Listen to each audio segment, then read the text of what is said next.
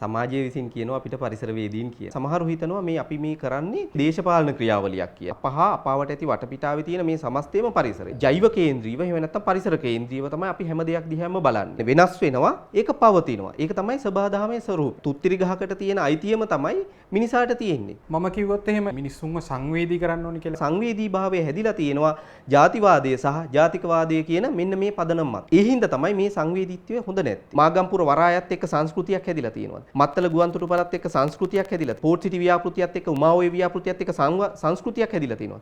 ඒක මිනිසුන්ට බරක් වෙලා තියෙනවා. වැව් 30000ක් හදපු රටේ සිංහරාජේ වැව් දෙකක්, කුඩා වැව් දෙකක් හදන්න හදනකොට පරිසරවේදීන් මහා හඬක් නගනවා කියලා. හැබැයි ඒ වෙනකොට කිසිම කෙනෙක් හිතන්නේ නැහැ අපිට රටේ තියෙන සුවිශේෂීම ජලය ටික අරගෙන ගිහිල්ලා චීන සමාගම් වලට දෙන්නයි මේ හදන්නේ කියන එක. ඒක පරිසර සාක්ෂරතාවය අඩු සමාජයකට දැනෙන්නේ නැහැ. ඒ හින්දා තමයි සමහර කෙනෙක් අහන්නේ ඔක්සිජන් කන්නද කියලා ඉවර වෙලා.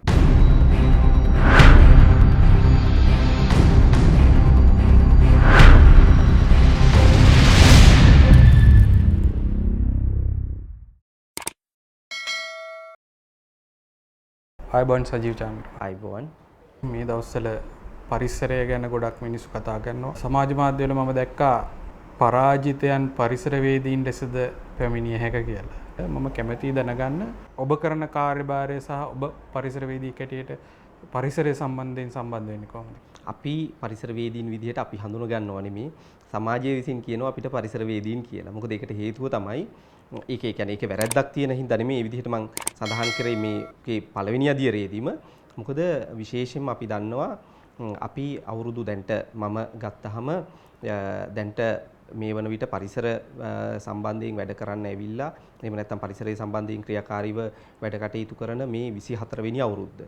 එතකොට 1996 ඉඳලා මේ වෙනකම්ම අඛණ්ඩව පරිසරය සම්බන්ධයෙන් අපි මැදිහත් වීම කරනවා. විශේෂයෙන්ම පරිසරය පිළිබඳව අපි පරිසරය ගහකොළ සතා සිව්පාව සම්බන්ධයෙන් පර්යේෂණ කරන එක තමයි මුල් කාලවකවානුවේදී අපි වැඩිපුරම කාලයක් යෙදෙව්වේ.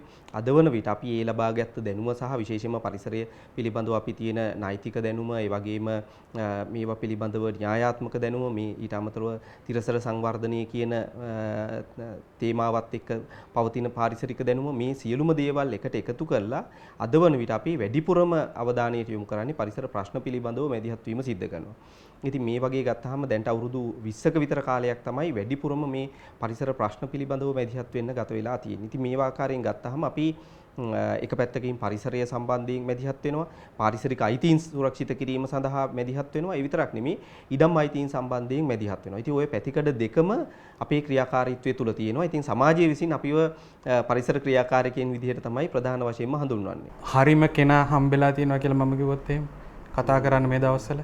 ඔව් මම හිතන්නේ අපි අපේ ක්‍රියාකාරීත්වයත් එක්ක ගත්තාම මේක අඛණ්ඩව එන ක්‍රියාවලියක්. ඉතින් ඒ හින්දා සමහර වෙලාවට සමහර පුද්ගලයෝ වැඩිපුරම අපි මේ කාලවකවානුවේදී පේන්න තියෙන හින්දා සමහරු හිතනවා මේ අපි මේ කරන්නේ මේ දේශපාලන ක්‍රියාවලියක් කියලා. එහෙම නැත්නම් දේශපාල පක්ෂ මොකක් හරි පක්ෂ දේශපාලනික වැඩක් තමයි අපි මේ කරන්නේ කියන සමහර වෙලාවට සමාජය තුළ සමහර කෙනෙක් තුළ යම්කිසි මේ මතයක් ගොඩනැගෙමින් යනවා. නමුත් අපි දන්නවා අපේ ක්‍රියාකාරීත්වය පහුගිය වසර මේ 20ක වගේ කාලය තුලදී අඛණ්ඩව වෙනවා. ඒක කොයි ආණ්ඩුව බලයටපත් වෙලා හිටියත් සිදු කරන හානිකර තත්වයන් වලදී ඍජුවම අපේ මැදිහත් වීම ලබා දෙනවා. ඒක අපි යම්කිසි පක්ෂයක අනුව සීමාවයිම් හෝ එහෙම නැත්නම් ඒ මත අපේ ක්‍රියාකාරීත්වයේ වැඩිවීමක් හෝ අඩුවීමක් කියන දෙයක් දකින්න ලැබෙන්නේ නැහැ. අපි අඛණ්ඩව මේ හානිකර මොන ආණ්ඩුව ක්‍රියාත්මක කළත් හානිකර ක්‍රියාවලිය ඒකට අපි මැදිහත් වෙනවා. මේ දවස්වල පරිසරය කියන්නේ වනාන්තරයම විතරක්ම කියලා හිතනවා අපිට මේ කතා කරන විදිහට සමාජ මාධ්‍යවල හැම මාධ්‍යවල. ඔබේ හැඳින්වීම මොකක්ද පරිසරය කියන එක? පරිසරය කිව්වහම පැතිකඩයන් ගණනාවක් තියෙනවා. එකක් තමයි අපිට මේ පරිසරය ගත්තාම අපි ගොඩාක් වෙලාවට මේ වනාන්තර ඇතුළුව මේ ස්වභාවික පරිසර පද්ධති කියන එක අපි එක අදහසක් තියෙනවා. නමුත් අපි මුල් කාලවකවානුවේදී අපි පරිසරය ගැන හඳුන්වනකොට හැඳින්වුවේ අපාවට ඇති වටපිටාව තමයි පරිසරය කියලා වෙලා. නමුත් අපි ඕක ලොකු පරාසයක සාකච්ඡාවට ලක් කරලා අපි පැහැදිලිවම සඳහන් කළා මේ අපාවට ඇති වටපිටාව නෙමේ පරිසරය කියන්නේ අප සහ අපාවට ඇති වටපිටාව තමයි පරිසරය කියන්නේ කියලා. දැන් මේ විදිහට ගත්තාම අපත් සහ අපාවට ඇති වටපිටාව පරිසරය කියලා ගත්තාම මේකේ බොහෝ දේවල් ටිකක් තියෙනවා. මේක තුල තියෙනවා සබාදහමට අයිති කොටසක් තියෙනවා, මිනිසා විසින් ගොඩනගපු කොටසකුත් තියෙනවා. එතකොට අපි සබාදහමට අයිති කොටස ගත්තාම භෞතික කොටසක් තියෙනවා සබාදහමට අයිති, මිනිසා විසින් ගොඩනගපු නැති ස්වභාවිකවම පද්ධතියක් විදිහට ගොඩනැගිච්ච. ඊට අමතරව ජෛව පද්ධතීන් තියෙනවා. එතකොට ওই දෙක එක පැත්තකින් තියෙනවා. අනිත් පැත්තේ මිනිසා විසින් ගොඩනගපු ජීවි කොටස් තියෙනවා. මිනිසා විසින් ගොඩනගපු භෞතික කොටස් තියෙනවා. ඒ කියන්නේ ජීවි නොවන කොටස් තියෙනවා. ওই දෙකම මේ පරිසරය තුල තියෙනවා. දැන් උදාහරණයක් ඇටියට මිනිසාගේ මැදිහත් වීම මත ගොඩනගපු ජීවීන් විදිහට ගන්න පුළුවන් අපි මේ භාවිතයට ගන්න බොහෝ ආහාර භෝග වැඩිපුර ප්‍රමාණයක්. ඒ වගේම අපි සත්තු විදිහට ගත්තොත් එimhe බල්ලා, පූසා, එළුව, බැටළුව මේ හැම දෙයක්ම මිනිසා විසින් මැදිහත් වෙලා ගොඩනගපු ජෛවීය කොටස්. ඊට අමතරව මිනිසා විසින් ගොඩනගපු අභෞතික කොටස් ගත්තාම එහෙම නැත්නම් භෞතික කොටස් ගත්තාම ජීවී නොවන අපි හිතන්නේ මේ අපේ වටා තියෙන බොහෝ දේවල් නේද? ඒ කියන්නේ යාන වාහන වල ඉඳලා අපි මේ ජීවත් වෙන පරිසරයේ මේ හැම දෙයක්ම සියලුම දේවල් මිනිසා විසින් ගොඩනගපු දේවල්. එතකොට මේ සියල්ලම තමයි පරිසරය කියලා කියන්නේ. එහෙම නැතුව වනාන්තර, ගස්වැල් ටික, එහෙම නැත්නම් තෙත්බීම් පරිසර පද්ධති ටික, මේ ගොඩබිම් පරිසරයෙන් එහා ගිහිල්ලා අපි සාගරික පරිසර පද්ධති ටික ඔය ටික විතරක් නෙමෙයි. මේ සමස්තයම අපහා අපාවට ඇති වටපිටාවේ තියෙන මේ සමස්තයම පරිසරය. එතකොට මේ සියලුම දේවල් වලට අපි මැදිහත් වෙනවා. අපි හිතමු මිනිසා විසින් ගොඩනගන දේවල් හින්දා ඇතිවන හානිකර තත්වයන් තියෙනවා. දැන් උදාහරණයක් ඇටියට කැලිකසල. මේක මිනිසාගේ මැදිහත් වීම මත ගොඩනගපු දෙයක්. මේ සබාදහමට අයිති දෙයක් නෙමෙයි. එතකොට මේවා පිළිබඳව මේවා කළමනාකරණය කිරීම, මේවා නිසි පරිදි නියාමනය කිරීමේ ක්‍රියාවලියට අපි මැදිහත් වෙනවා. ඊට අමතරව වායු ගෝලයට හානිකර තත්ත්වයන් නැතිවන අවස්ථාවලදී අපි මැදිහත් වෙනවා. ජලයට, ඒ වගේම සාගරික පරිසර පද්ධති වලට මේ සියලුම දේවල්. මේකේ දැන් මේ වන විට අපිට බොහෝ වෙලාවට පේන්නේ මේ වනාන්තර පරිසර පද්ධති වලට තමයි මේ පරිසර වේදීන් මැදිහත් වෙන්නේ කියලා ඉවරලා. එහෙම නැත්නම් හඬ නගන්නේ ඒ පිළිබඳව අපි සාකච්ඡාවට ලක් කරන්නේ. එහෙම අපි ලඝු වෙන්නේ නැහැ. මේ සමස්තයම තමයි පරිසරය කියලා කියන්නේ. එතකොට අපිත් අයිති. අපිත් හැබැයි මෙතෙන්දී විශේෂත්වයක් තියෙනවා. දැන් පරිසර වේදීන් විදිහට බොහෝ දෙනෙක් ඇතුළුව මම ප්‍රධාන වශයෙන්ම අපි ඉන්න මතවාදී, ඒ කියන්නේ දාර්ශනික මතවාදය තමයි අපි මේ පිළිබඳව සාකච්ඡා කරන්නේ ඇන්ත්‍රොපොසෙන්ට්‍රිසම් කියන සංකල්පය මත නෙවෙයි. ඇන්ත්‍රොපොසෙන්ට්‍රිසම් කියන සංකල්පයේ තියෙන්නේ මානව කේන්ද්‍රීයව තමයි අපි හැම දෙයක්ම බලන්නේ. අපේ මේ දර්ශනය තුල ප්‍රධාන වශයෙන්ම තියෙන බයෝසෙන්ට්‍රිසම්, එහෙම නැත්නම් ඉකෝසෙන්ට්‍රිසම් කියන සංකල්පය මත. ඒ කියන්නේ ජෛව කේන්ද්‍රීයව, එහෙම නැත්නම් පරිසර කේන්ද්‍රීයව තමයි අපි හැම දෙයක් දිහාම බලන්නේ. මොකද හේතුව මානවයා ප්‍රධාන වෙන්නේ නැහැ. මානවයාත් එහෙම නැත්නම් මිනිසාත් මේ පද්ධතිය තුල, මේ පරිසරය තුල එක පුරුකක් පමණයි. ඒ වටා නෙමේ හැම දෙයක්ම ගොඩ නැගිලා තියෙන්නේ. ඔබ කියන්නේ මානව කොටස කියන එක ප්‍රධාන වෙන්නේ නැහැ කියන එක. ඊටාම පැහැදිලිව. ඒ කියන්නේ මගේ අර්ථකථනය තුල, එහෙම නැත්නම් මගේ දෘෂ්ටිවාදීමය ප්‍රවේශය තුල කිසිම ආකාරයකින් මානවයා මූලික වෙන්නේ නැහැ. මානවයාත් මේ පද්ධතිය තුල එක පුරුකක් පමණයි. පරිසරය කියන එක රටකට එහෙම නැත්නම් මානව වර්ගයාට කොයිතරම් වැදගත්ද? ඔව්, ඇත්තටම අපි ගත්තාම පරිසරය කියන එක, එහෙම නැත්නම් මේ සබාදහම කියන එක අපිට ඕන විදිහට අපි වෙනස් කරන්න උත්සාහ දරනවා. නමුත් සාමාන්‍යයෙන් தත්ත්වය තමයි මේ සබාදහමේ සාමාන්‍ය ස්වરૂපය තමයි වෙනස් වෙමින් පැවතීම කියන එක. ඒ කියන්නේ වෙනස් වෙනවයි කියන එක මේ සබාදහමේ ක්‍රියාවලියේ එක කොටසක්. දැන් අපි හිතනවා මේ වනාන්තර ආරක්ෂා කරගන්න එක වනාන්තර විදිහටම මෙහි විදිහට අපිට මේ තියාගන්න තමයි මේ පරිසර වේදීන් හඬ නගන්නේ කියලා වෙලා. එහෙම දෙයක් නෙමෙයි. අපේ දර්ශනය තුළ අපි තාම පැහැදිලිව සඳහන් කරන දේ තමයි වෙනස් වෙමින්, ඒ කියන්නේ වෙනස් වෙනවා, ඒක පවතිනවා. ඒක තමයි සබාදහමේ ස්වરૂපය. දැන් මෙන්න මේක තමයි අපි වෙනස් කරන්නේ. ඒ කියන්නේ වෙනස් වෙන කරනවා කියන එක හරි, පවතිනවා කියන එකට අපි අවස්ථාව දෙන්නේ. අපි අඛණ්ඩව වෙනස් කරමින් යනවා. ඒ හින්දා තමයි මේ පාරිසරික බිඳ වැටීම් වෙන්නේ. පාරිසරිකව මේ තුලිතතාවයක් ඇති වෙන්න නම් වෙනස් වෙමින් පවතින කාලයක් ලබා දෙන්න ඕනේ. අපි මේ වන විට කරන්නේ අඛණ්ඩව වෙනස් කිරීම වලට ලක් වෙනවා. ඒ හින්දා පවතින්නේ නැහැ. ඒ පවතින්නේ නැති හින්දා තමයි මේ සබාදහමේ හානිකර ප්‍රතිඵල බොහොමයක් අපිට අඛණ්ඩව භුක්ති විඳින්න සිද්ධ වෙලා තියෙන්නේ. ඉතින් මේ හින්දා තමයි අපි මේවා මානව කේන්ද්‍රීයව විග්‍රහ කරනවට වැඩිය අපි මේවා ජෛව කේන්ද්‍රීයව, එහෙම නැත්නම් පරිසර කේන්ද්‍රීයව තමයි අපි මේවා උත්සාහ කරන්නේ විග්‍රහ කරන්න. ඒ විතරක් නෙමෙයි, අපි අදවන විට අපි දැන් බොහෝ කෙනෙක් අහන දෙයක් තමයි මිනිසාට සාපේක්ෂව තමයි අපි අලියතුන් සංරක්ෂණය කරන්න ඕනේ. සමහර කෙනෙක් අහනවා මේ අලියෙක්ගේ තියෙන වටිනාකම මොකක්ද කියලා. ඒතකොට අපිට දැනෙන විදිහට අපි අලියගේ වටිනාකම විග්‍රහ කරන්න යනවා. අන්න ඒක තමයි මානව කේන්ද්‍රීයව කියන එකේ අදහස. ඒතකොට අපි ගස්වැල් පිළිබඳව තියෙන වැදගත්කම විග්‍රහ කරන්න යන්නේ අපිට දැනෙන විදිහට. වනාන්තර පිළිබඳව අපි විග්‍රහ කරන්නේ අපිට දැනෙන විදිහට. තෙත්බිම් පිළිබඳව විග්‍රහ කරන්නේ අපිට දැනෙන විදිහට. අපි හිතමු අපේ සාගරික පරිසර පද්ධති. මෙන්න මේක තමයි අපි වෙනස් කරන්න ඕනේ. අපිට දැනෙන විදිහට විග්‍රහ කරන්න පුළුවන් වෙන්නේ දැනට තියෙන විද්‍යාත්මක දැනුම සහ දැනට තියෙන තාක්ෂණික දැනුම මත පමණයි.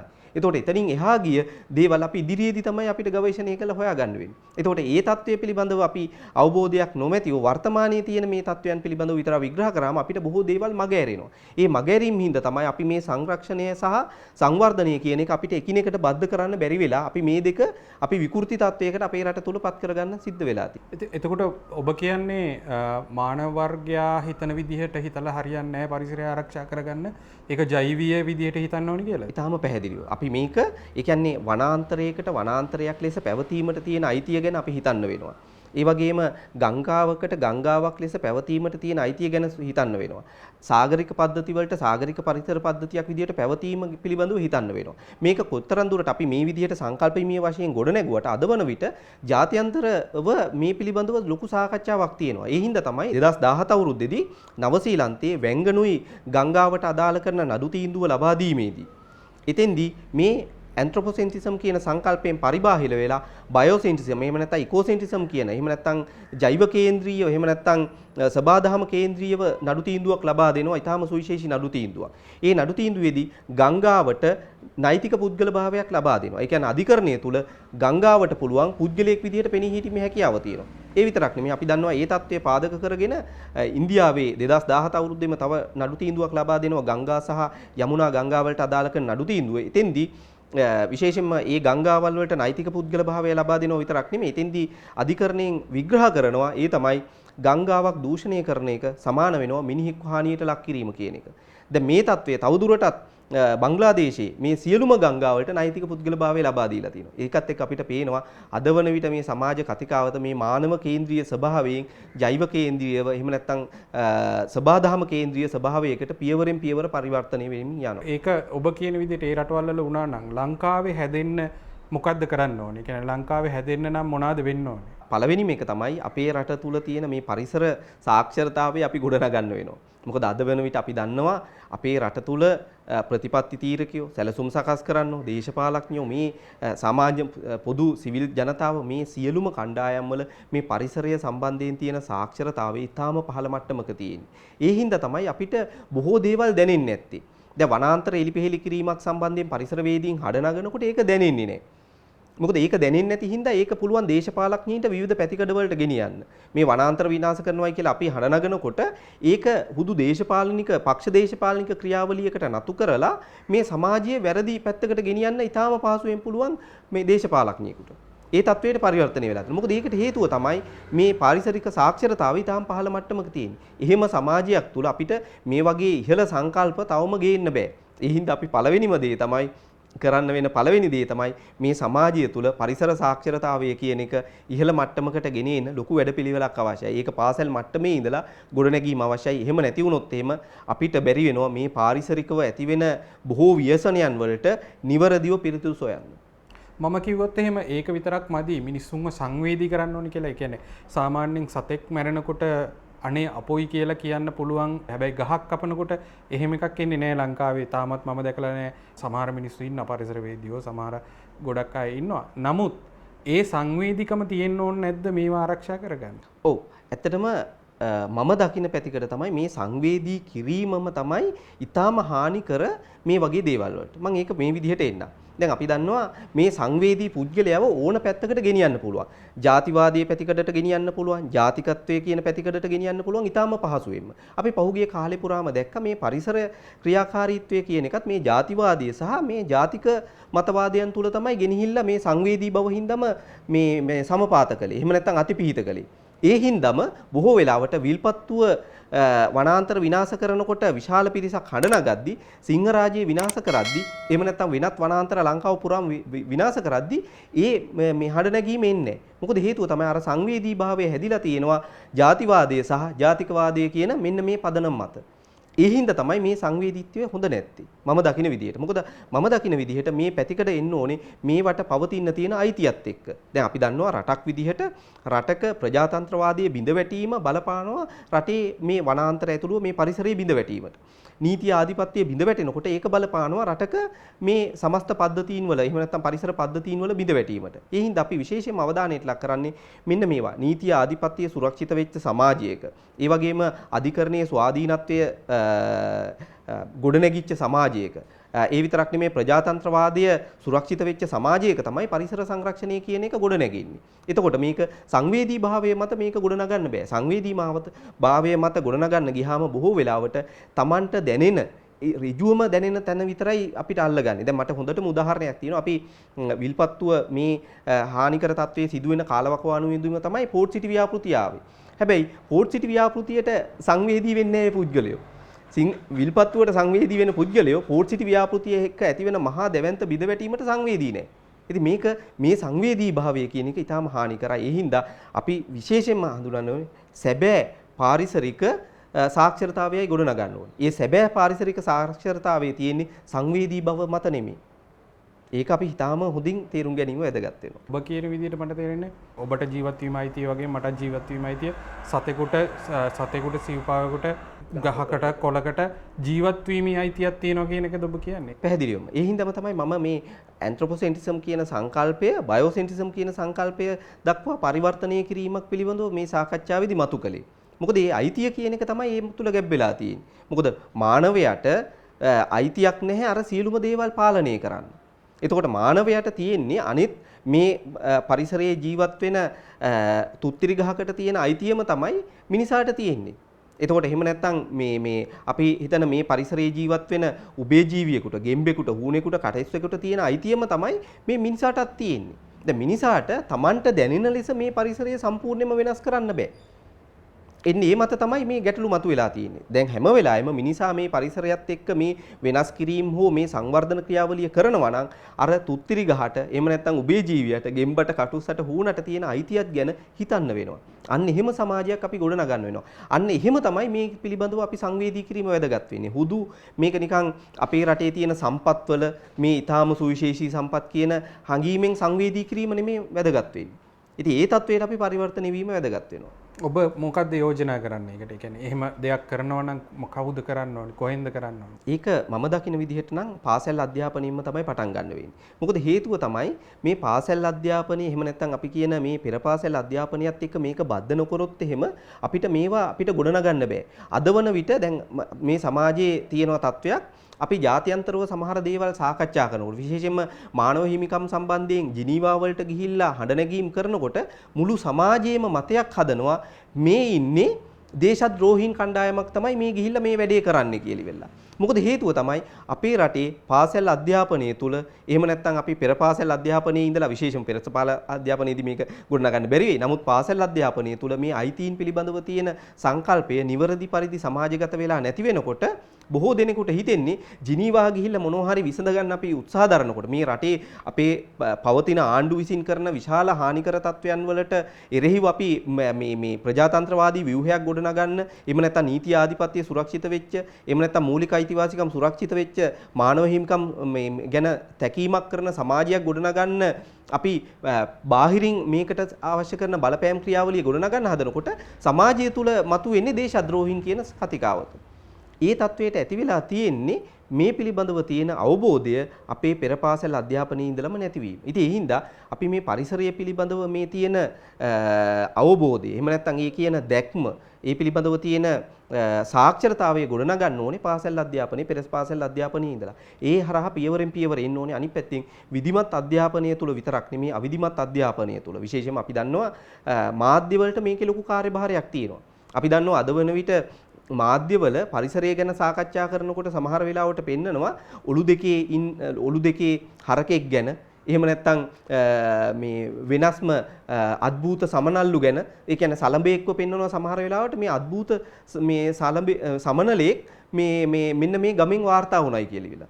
ඉතින් මෙහෙම සමාජයක් තුළ අපි කොහොමද පරිසර සාක්ෂරතාවය ගොඩනගන්නේ? ඉතින් මෙන්න මේක තමයි අපි හදන්න ඕනේ. මේක හදන්න නම් විධිමත් අධ්‍යාපනය තුළ වගේම අවිධිමත් අධ්‍යාපනය තුලත් මේක ගොඩනැගීම වැදගත් වෙනවා. මාධ්‍ය වලටත් ලොකු කාර්යභාරයක් තියෙනවා. ඔබ ඔය කියන පරිසර වටිනාකම් ආරක්ෂා කරගන්න මේ වෙනකොට පරිසර වේදීන් හැටියට ඔබලා කොයි තැනදී ඉන්නේ දැන්? පරිසර වේදීන් විදිහට අපි ගොඩක් ඉස්සරහින් ඉන්නවා කියලා ඊටාම පැහැදිලිව අපි කියනවා.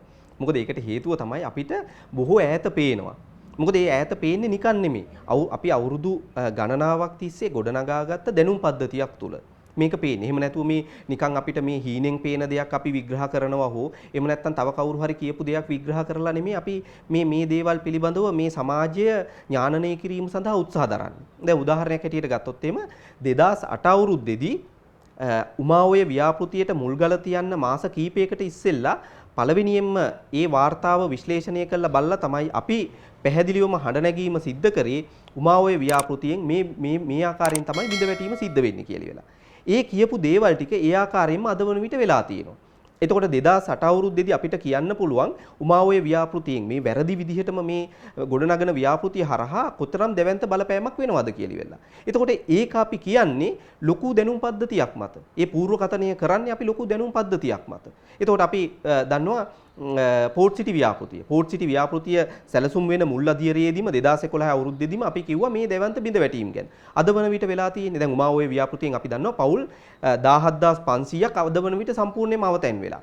ඊට පස්සේ විශාල වගාබිම් ප්‍රමාණයක් විශාල භූමි ප්‍රදේශයක් මේ වන විට විනාශයට ලක් වෙලා තියෙනවා. ඒ ව්‍යාපෘතිය සම්පූර්ණයෙන්ම ෆේල් හින්දා තමයි හම්බන්තොටට ජලය ගෙනියන්න සකස් කරපු උමාඔය ව්‍යාපෘතිය වෙනුවෙන් අද වන විට ගින්නිල් වලා ව්‍යාපෘතිය හරහා හම්බන්තොටට වතුර ගෙනියන්න හදනවා. එතකොට අර ෆේල් වීමේ ප්‍රතිඵල.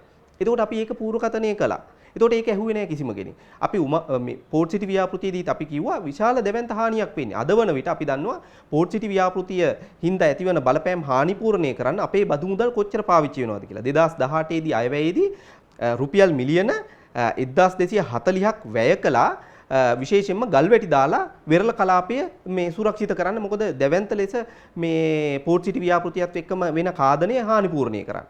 ඒක සම්පූර්ණයෙන්ම දුර්වල වෙනකොට ඒක සම්පූර්ණයෙන්ම ඵලරහිත වෙනකොට ගිය අවුරුද්දේදී මාර්තු මාසෙදී රුපියල් මිලියන 889ක් වැය කළා විශේෂයෙන්ම වෙරළ කලාපයේ අපි ගල්කිස්ස මුහුදු තීරයේ වැලි පොම්ප කළා සම්පූර්ණයෙන්ම වෙරළ කලාපය ගොඩනගන්න උත්සාහ කළා. ඒකත් සම්පූර්ණයෙන්ම මුහුදට ගහගෙන ගියා. එතකොට මේ හානිකර තත්ත්වය පිළිබඳව පූර්වකථනය කරපු අපි කරපු දේවල් කිසිම දෙයක් තකන් නැතුව කරපු ව්‍යාපෘතිවල හානිකර තත්ත්වයේ දිගින් දිගටම භුක්ති විඳිනවා අපි. දැන් අපි මාගම්පුර වරාය හදනකොට අපි ඊටාම පැහැදිලිව කිව්වා ඇතිවන තත්ත්වය. ඒක තකන් නැතුව නිවැරදි ශක්්‍යතා එකගීමක් කරන්න නැතුව ඒක කිරීමේ ප්‍රතිඵල විදියට අද වන විට මේක චීන සමාගමකට බදු දෙන්න උනා. හැබැයි චීන සමාගම ඒක නිකන් අරගන්නේ නැහැ. අපිට කිව්වා ඒක නිකන් ගන්න බෑ 99 අවුරුදු බදු ක්‍රමයේ යටතේ ගන්න බෑ. තව අක්කර 15000ක් ඕනේ හම්බන්තොට ප්‍රදේශයෙන් චීන කර්මාන්තශාලා ස්ථාපිත කරන්න කියලා. අද වන විට හම්බන්තොටයි මොණරාගලයි දිස්ත්‍රික්ක දෙකෙන්ම අක්කර 15000ක් වෙන් කරලා තියෙනවා. මේ හම්බන්තොට වරායත් එක්කම චීන කර්මාන්තශාලා ස්ථාපිත කළා ඒක ඵලදායී ව්‍යාපෘතිය තත්වයට පරිවර්තනය කරන්න. ඉතින් ඒකට පේනවා මේ හැම අවස්ථාවකදීම අපි කියපු දේවල් මේ වන විට යථාර්ථයක් බවට පත් වෙලා තියෙනවා. ඉතින් එතකොට අපිට පුළුවන් පරිසරවේදීන් විදිහට අපිට පුරෝකථනයක් කරන්න. චාමිකර මහත්මයාගෙන් මම ඇහුවොත් එහෙම මේ කඩිනම් ව්‍යාපෘති පරිසරයට හානි කරයි නේද කියලා. මේ කඩිනම් ව්‍යාපෘති ක්‍රියාත්මක කරන්න ගිහිල්ලා දැවැන්ත බිඳ වැටීම් වලට අපේ රටේම තියෙන හොඳම උදාහරණය තමයි මහවැලි ව්‍යාපෘතිය. මොකද 1950 ගණන් වල 52 දී පමණ මේකට අවශ්‍ය කරන මූලික සැලසුම් සකස් කළේ පියවරෙන් පියවර වසර ගණනාවක් තුල ගොඩනැගෙන ව්‍යාපෘතියක් විදියට. ඒ ව්‍යාපෘතිය තුලදී පරිසර කළමනාකරණය, සංවර්ධනය සහ පරිසර කළමනාකරණය කියන එක එකිනෙකට බද්ධ කරන යාන්ත්‍රණය ගොඩනගන ව්‍යුහයක් විදියට තමයි මේ ව්‍යාපෘතිය සමස්තයම සැලසුම් වුණේ. නමුත් අපි දන්නවා මේ තිරසර සංවර්ධනය කියන සංකල්ප ඒ වෙනකොට තිබුණේ නැහැ. නමුත් ඒ වෙනකොට මේ සැලසුම් වලදී මුල් අධීරයේදී පවා තිබ්බා ව්‍යාපෘතිය කරගෙන යන අතරතුරදී පරිසරයේ සිදුවන බිඳ වැටීම් හානි පූර්ණය කරමින් කොහොමද මේ ව්‍යාපෘතිය ක්‍රියාත්මක කරන්නේ කියලා. එතකොට ඒ ව්‍යාපෘතිය ඒ ආකාරයෙන් ක්‍රියාත්මක වෙන්නේ නැතුව 70 දශකයේදී අපි දන්නවා කඩිනම් ව්‍යාපෘතිය තත්වයට පත් කළා. හැබැයි මේ කඩිනම් ව්‍යාපෘතිය ක්‍රියාත්මක කරනකොට උනත් සැලසුමක් හැදුවා මේ පරිසර කළමනාකරණ සැලැස්ම. පරිසර කළමනාකරණ සැලැස්ම තමයි ටෑම් මේ වාර්තාව හරහා සිද්ධ වුණේ. ඒ ටෑම් කියන වාර්තාවේදී තමයි පැහැදිලිවම මහවැලි ව්‍යාපෘතියත් එක්කම සංවර්ධනය කරනවත් එක්කම වනජීවීන්ගේ වාසස්ථාන සුරක්ෂිත කිරීම සහ ජලපෝෂක ප්‍රදේශ සුරක්ෂිත කිරීම සඳහා තමයි විශාල රක්ෂිත පද්ධතියක් ප්‍රකාශයට පත් කිරීම සැලසුම් කළේ. වික්ටෝරියා රන්දිරිග රන්ටැබේ අබේ භූමිය, ඒ වගේම මාදුරුවය ගල්ඔය ජාතික වනෝද්‍යාන ප්‍රකාශයට පත් කිරීම, ඒ වගේම ජලගැලුම් නිම්න ජාතික වනෝද්‍යානය, සෝමාවතිය වස්කමෝ ජාතික වනෝද්‍යානයේ මේ විදිහට ජාතික වනෝද්‍යාන පද්ධතිය ප්‍රකාශයට පත් කරලා මේ වාසස්ථාන අහිමි වෙන ජීවීන්ගේ සුරක්ෂිතතාවය ගොඩනැගීමත් ඒක තුල තිබ්බා. හැබැයි ඒක ගැටලුව වුණේ මේක කඩිනම් කිරීම හරහා බොහෝ ගැටලු තත්වයන් හරි විදිහට අවබෝධ කරගන්න බැරි වුණා. අපි දන්නවා මේ වන විට සිද්ධ වෙන තත්වය තමයි මේ ව්‍යාපෘති තවත් කඩිනම් කරලා තියෙනවා. ඒ කියන්නේ ඊටාම වේගයෙන් දේශපාලනික අරමුණු මත වේගයෙන් ක්‍රියාත්මක කරලා අවසන් කරන්න උත්සාහ දරනවා. මොකද හේතුව තමයි ආණ්ඩුව බලයටපත් වුනහම වසර 5ක කාලයක් තියෙන. ඒ වසර 5ක කාලය තුලදී සමහර වෙලාවට සැලසුම් වෙලා ක්‍රියාත්මක වෙනකොට ක්‍රියාත්මක වෙන අවුරුදු 2යි 3යි තියෙන්නේ. එතකොට ඒක කඩිනමින් කොහොම හරි ක්‍රියාත්මක කරලා ඒකට ඕන කරන දේශපාලනික විශේෂයෙන්ම පක්ෂ දේශපාලනික මේ වාසිය ලබා ගන්න උත්සාහ දරනවා. ඒ උත්සාහ දැරීමේ ප්‍රතිඵල විදියට ඒවා සියල්ලම බිඳ වැටෙනවා. දැන් මම ඉස්සෙල්ලා උදාහරණ විදිහට ගත්ත මාගම්පුර වරාය ඒ වගේ එකක්. මත්තල ගුවන්තොටුපළ ඒ වගේ එකක්. මොකද හේතුව තමයි අවශ්‍ය වුණා හම්බන්තොට ප්‍රදේශයේ රාජපක්ෂ මේ පරම්පරාවේ අයට ඕන වුණා ඒ කලාපය තුල ලොකු සංවර්ධනයක් කරයි කියලා පෙන්වන්න. හැබැයි මේ පෙන්නකොට හිතුවේ නෑ ඊටාම නිවර්දි තැන තමයි මේ ව්‍යාපෘතිය ස්ථාපිත කරන්න ඕනේ. ඒ සඳහා ශක්්‍යතා ඇගීමක් කරලා කාලය අරගෙන ඊටාම නිවර්දිව ලංකාවම ආවරණය වන පරිදි ශක්්‍යතාවය අධ්‍යයනයට ලක් කරලා සුදුසුම ස්ථානයේ දෙවනි ජාත්‍යන්තර ගුවන්තොටුපළ හදන්න ඕනයි කියලා හිතුන්නේ. වැරදි තැනක හැදුවා. අද වන විට වැරදි තැනක කඩිනම්ම හදලා ඉවර වෙලා ඒකේ ප්‍රතිඵලය තමයි දැන් ඉන්දියානු සමාගමකට බදු දෙන්න හැදුවා. ඒක හරි ගියේ නැති වුණාට දැන් ඇමරිකානු සමාගමකට බදු දෙන්න සිද්ධ වෙලා තියෙනවා. දැන් මේ ව්‍යාපෘතිය කඩිනමින් එහෙම නැත්නම් නිවැරදි ශක්්‍යතාවයක් ඇගීමකින් තොරව ක්‍රියාත්මක කරන්නේ නැතුව නිවැරදි පරිදි ඊටාම හොඳින් අධ්‍යයනයට ලක් කරලා නිවැරදි පරිදි ඒක ක්‍රියාත්මක කරා නම් අද වන විට දෙවනි ජාත්‍යන්තර ගුවන්තොටුපළ විදියට අපේ රටට ලොකු ආදායමක් ගේන තත්වයකට පරිවර්තනය කරන්න තිබ්බා. ඔබ කියන හැටියට මට තේරෙනවා ඔබ කියන කීප හැම ව්‍යාපෘතියක්ම ලංකාවේ කියන්නේ පරිසර පද්ධතියට හානිකර ව්‍යාපෘති. ඔබගේ අධ්‍යයනයේදී දැකලා නැද්ද කිසිම ව්‍යාපෘතියක් ලංකාවේ පරිසර පද්ධතියට හිතකරව ඉදි වෙලා තියෙන්නේ? මේ මෑත ඉතිහාසයේදී අපි ගත්තාම අපිට ඒ ආකාරයෙන් ඊටාම හොඳින් අවබෝධ කරන්න තියෙන ව්‍යාපෘතියක් නැති තත්වයට පරිවර්තනය වෙලා තියෙනවා. මොකද ඒකට හේතුව තමයි 1948න් පස්සේ බොහෝ ව්‍යාපෘති ක්‍රියාත්මක වෙච්ච ඒවා පක්ෂ දේශපාලනික වෙලා තියෙනවා. මේක තමයි තියෙන ප්‍රධානම ගැටලුව වෙලා තියෙන්නේ. මීට ඉස්සෙල්ලා තියෙන දේවල් හොඳයි කියන එකේ අදහසක් නෙමෙයි ඒ වගේ තියෙන්නේ. දැන් උදාහරණයක් හැටියට මම මේක තවදුරටත් විග්‍රහ කරන්න සංකල්පයක් ගේනවා අපේ වැව් සංකල්පයත් එක්ක. දැන් වැව කියලා කියන්නේ මේ තිරසර සංවර්ධනය කියන මේ සංකල්ප සමාජය තුල නැතිම කාලයක තිබ්බ ක්‍රියාවලියක්. දැන් සමහරු කියනවා මේ වැව් හදන මේ විශේෂයෙන්ම මේ කාලවකවානුව තුලදී මීට අවුරුදු 2500ක මෙපිට කාලවකවානුව තුලදී පහුගිය මේ සියවස දක්වාම කාලවකවානුව තුලදී පරිසරවේදීන් එහෙම කණ්ඩායමක් හිටියානම් එහෙම එක වැවක්වත් හැදෙන්නේ නැහැ කියලා වෙලා. නමුත් කිසි කෙනෙකුට හිතෙන්නේ මේ වැව කියන සංකල්පය කියන එක තුල තියෙනවද කොච්චර දුරට මේ තිරසර සංවර්ධනය එහෙම නැත්නම් යථාර්ථවාදී සංවර්ධන උපාය මාර්ග තියෙනවද කියලා.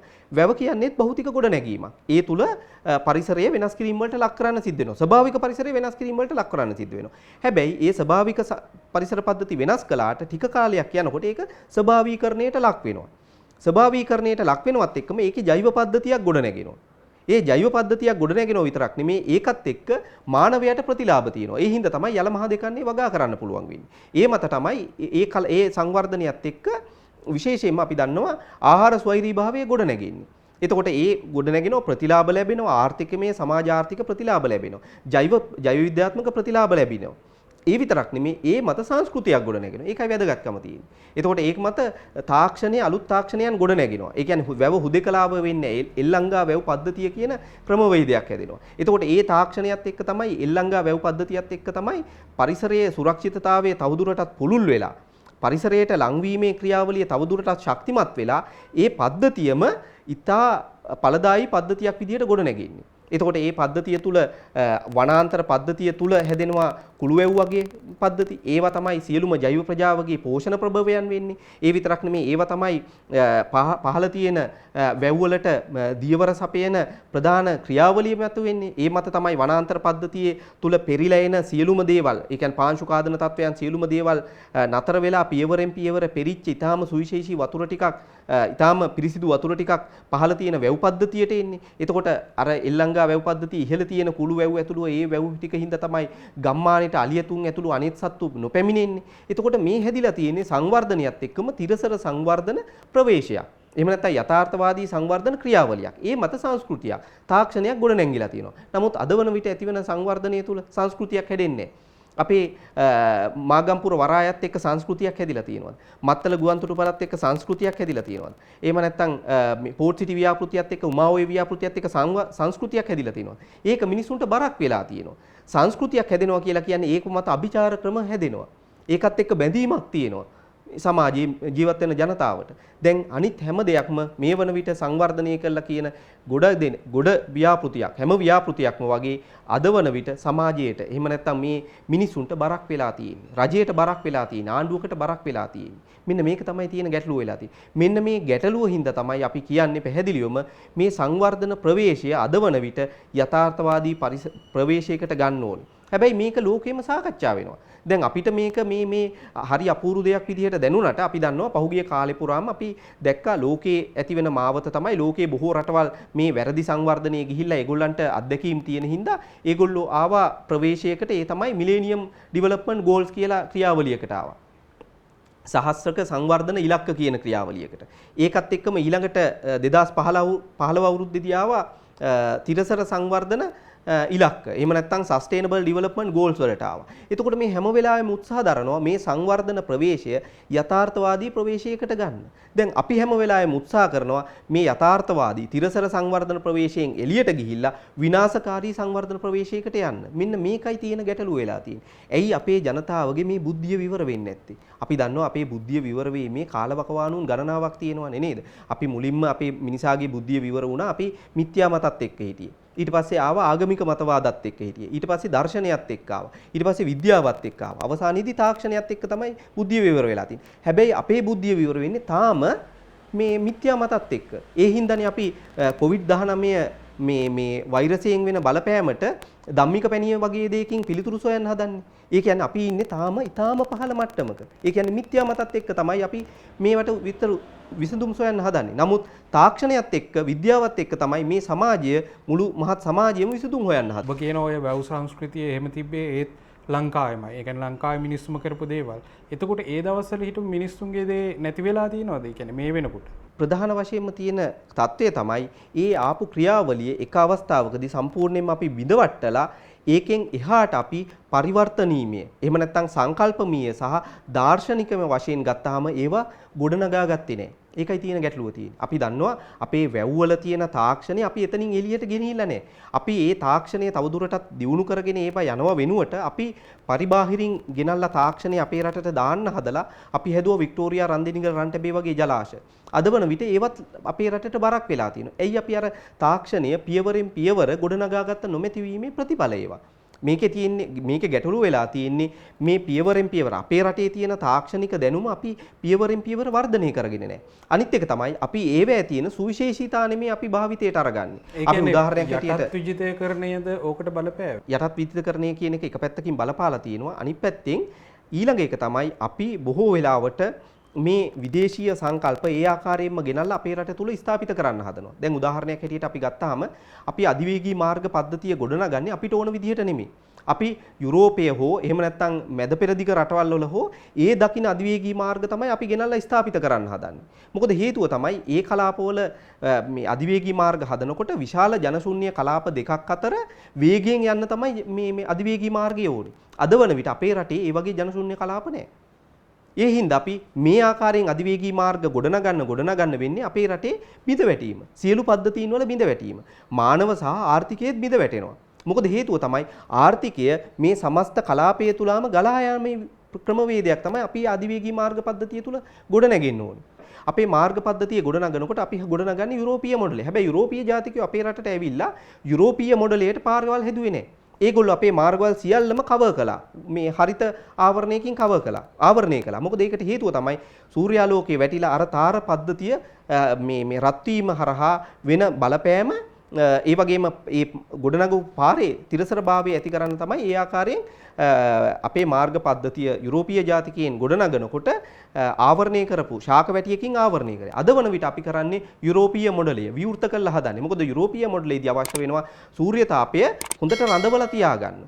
ඒ ආකාරයෙන්ම තමයි අපේ හදන දැන් කොළඹ ආශ්‍රිතව හදලා තියෙන සියලුම බස් හෝල් ටික බලන්න. ඒ කියන්නේ බස් නැවතුම් පොළවල් මේවා හදලා තියෙන යුරෝපීය මොඩලයට. මොකද හේතුව තමයි අවශ්‍ය වෙනවා මේ යුරෝපීය මොඩලයට අනුව වීදුරු තහඩු වලින් ආවරණය කරලා සූර්ය තාපය ඇතුලේ රඳවලා තියාගන්න. අපිට ඕනේ සූර්ය තාපය නැති කරගන්න. මොකද හේතුව බස් වලට ඒක ඉන්න බෑ සූර්ය තාපය වැඩි වෙනකොට. මොකද එන විකිරණ තරංග ඇතුළෙම මේ ගමන් කිරීමේ ප්‍රතිඵලයක් විදිහට හීට් එක වැඩි වෙනවා. එහෙම නැත්නම් තාපය වැඩි වෙනවා. දැන් ඒ හින්දා අපේ හදලා තියෙන බස් වල පිටින් ඒ කියන්නේ හෙවන වෙන කලාපේ තමයි මිනිස්සු ඉන්නේ. මෙන්න යුරෝපීය මොඩලේ වැරදි මොඩලයකට ගිහිල්ලා මේ තත්ත්වය ඇති වෙලා තියෙන්නේ. ඒකට හේතුව තමයි අපේ පියවරෙන් පියවර අපේ තිබ්බ තාක්ෂණික දැනුම අපි වර්ධනය කරගත්තේ නැහැ. එක පාරටම අපි ඒක කඩාවට්ටලා තමයි අපේ සංවර්ධන මොඩලේ අපි ගෙනියන්නේ. අපි වැවේ තියෙන තාක්ෂණික සංකල්පය අපි ඒක තුල තියෙන දාර්ශනික මතවාදීමේ ප්‍රවේශය අපි කොයිම වෙලාවකත් අපේ සංවර්ධනයට අපි පාවිච්චි කරන්න උත්සාහ කරන්නේ. ඒ සංවර්ධනයට ඒක පාවිච්චි කරා නම් අපිට දැන් ඔය කියන ආකාරයෙන් කවුරුවක්වත් කියන්නේ නැහැ. ඉස්සර පරිසරවේදීන් හිටියනම් වැවක්වත් හදාගන්න බැරි වෙනවයි කියන අදහස සමාජගත කරන්නේ. මොකද ඒ තත්වයට පරිවර්තනය වෙලා තියෙන්නේ මෙන්න මේ හින්දා. දැන් අපි දන්නවා දැන් මේ වෙන විට දැන් මේ සිංහරාජයේ හදන වැව් ගින්නිල් වෙලා ව්‍යාපෘතිය යටතේ හදන වැව් ගැන සමාජගත වෙනකොට බොහෝ දෙනෙක් මේ වෙන විට කියනවා වැව් 30000ක් හදපු රටේ සිංහරාජයේ වැව් දෙකක් කුඩා වැව් දෙකක් හදනකොට පරිසරවේදීන් මහා හඬක් නගනවා කියලා වෙලා. හැබැයි ඒ වෙනකොට කිසිම කෙනෙක් හිතන්නේ නැහැ මේ හදන්නේ අපිට රටේ තියෙන සුවිශේෂීම ජලය ටික අරගෙන ගිහිල්ලා චීන සමාගම් වලට දෙන්නයි මේ හදන්නේ කියන එක. ඒ ජල පද්ධති දෙකේ ජලය වැඩිපුරම එකතු වෙලා ගින්ස් ගඟේ සහ නිල්වලා ගඟේ තියෙන දූෂණ ප්‍රභවයන් හානිපූර්ණය කරන්නේ මේ සිංහරාජයෙන් එන මේ වතුර වලින් කියන එක කොයි කීප දෙනෙක්වත් හිතන්නේ නැහැ. මොකද සිංහරාජයෙන් පස්සේ මේ දිගටම ගින්ගගේ සහ නිල්වලා ගඟේ දෙපැත්තේ තියෙන තේ වගා බිම් සහ විශේෂයෙන්ම කටුපොල් වගා බිම්. ඒවෙන් අධික රසායනික ද්‍රව්‍ය ප්‍රමාණයක් කුෂි රසායනික ප්‍රමාණයක් මේ ගංගා වලට එකතු වෙනවා. හැබැයි අර සිංහරාජයෙන් පෝෂණය වෙලා එන වතුරෙන් තමයි ඒ සියලුම එකතු වෙන දේවල් ටික තනුකකරණයට ලක් කරන්නේ. ඒ ටික අපි මේ හම්බන්තොටට ගෙනිච්චොත් එහෙම චීන සමාගම් වලට දෙන්නේ ඒ වතුර ටික ගෙනිච්චොත් එහෙම අර තනුකකරණ යාන්ත්‍රණය සිද්ධ වෙන්නේ නැහැ. එතකොට වෙන්නේ අර සම්පූර්ණයෙන්ම ගින්ගඟේ සහ නිලලා ගඟේ අධික ලෙස මේ කුෂි රසායනික ටික සාන්ද්‍රගත වෙනවා. ඒ සාන්ද්‍රගත වෙච්ච වතුර ටික තමයි ගින්ගඟේ සහ නිල්වලා ගඟේ ද්‍රෝණීය ජීවත් වෙන ජනතාවට භුක්ති විඳින්න වෙන්නේ. එතකොට ඒක භුක්ති විඳීමේ ප්‍රතිඵල ඊළඟට වෙන්නේ අර අපි මේ රජරට ප්‍රදේශයේ වකුගඩු රෝගය ඇති වුණේ මේ වගේම ප්‍රතිඵලයක් විදිහට ඒ තත්වයම තමයි ගින්ගඟේ සහ නිල්වලා ගඟේ දෙපැත්තේ ජනතාවට භුක්ති විඳින්න ඉදිරියේදී සිද්ධ වෙන්නේ. ඒක පරිසර සාක්ෂරතාවය අඩු සමාජයකට දැනෙන්නේ නැහැ. පරිසරවේදීන් මේ කියන දේවල් දැනෙන්නේ නැත්තේ අන්නේ හේතුව හින්දා. ඉස්සර විල්පත්තු දැන් සිංහරාජය. ඇත්තටම මේ වෙන දේවල් වලින් වෙලා තියෙන්නේ අපේ වනගහනය අඩුවීමනේ. මේ වන විට මේ ලංකාවේ වනාන්තර ආවරණය පිළිබඳව බොහෝ දෙනෙක් හුවා දක්වන්නේ රාජ්‍ය ආයතන දේශපාලඥයෝ වාර්තාවල පවා හුවා දක්වන්නේ 2010 වාර්තාවක් පදනම් කරගෙන. අපි දන්නවා වන සංරක්ෂණ දෙපාර්තමේන්තුව සහ FA ඕ කියන සංවිධානයේ එක්ව තමයි ඒ අධ්‍යයනය කළා ඒ වාර්තාව එළි දැක්වේ. එතකොට ඒ වාර්තාව එළි දක්වන්න අවශ්‍ය කරන සියලුම අධ්‍යයනයන් කළේ 2008 2009 අවුරුදු වල තිබ්බ දත්ත පදනම් කරගෙන. එතකොට ඒ අනුව තියෙනවා වියලි කලාපයේ වියලි මිශ්‍ර සදාහරිත වනාන්තර වලින් වැසිලා තියෙන වනාන්තර ප්‍රමාණය ස්වභාවික වනාන්තර ප්‍රමාණය 17%යි. එතකොට තෙත් කලාපයේ, ඒ කියන්නේ පහත රට තෙත් කලාපය, ඒ ඉහළ කඳුකර තෙත් කලාපය, මැදි කඳුකර තෙත් කලාපය කියන සමස්ත තෙත් කලාපයේම වනාන්තර ප්‍රමාණය 3%යි කියලා තමයි ඒ වාර්තාවේ සඳහන් වෙන්නේ. නමුත් අපි දන්නවා අද වන විට ওই తත්වය සීග්‍රයෙන් පහළ බැහැලා තියෙනවා. අද වන විට මේ 2021 අවුරුද්ද වෙනකොට වියලි කලාපයේ වනාන්තර ඉතුරු වෙලා තියෙන්නේ 14%යි. තෙත් කලාපයේ වනාන්තර ඉතුරු වෙලා තියෙන සමස්ත තෙත් කලාපයේම වනාන්තර ඉතුරු වෙලා තියෙන්නේ 2.8ක් විතර ප්‍රමාණයක්. එතකොට අපි දන්නවා සමස්ත වශයෙන් ගත්තාම අපේ රටේ ස්වභාවික වනාන්තර ආවරණය 17%කට වගේ සීමාවකට සීමා වෙලා තියෙනවා අද වන විට. එතකොට මෙන්න මේකත් එක්ක තමයි අපි මේ කතිකාවත ඇති කරන්න ඕනේ.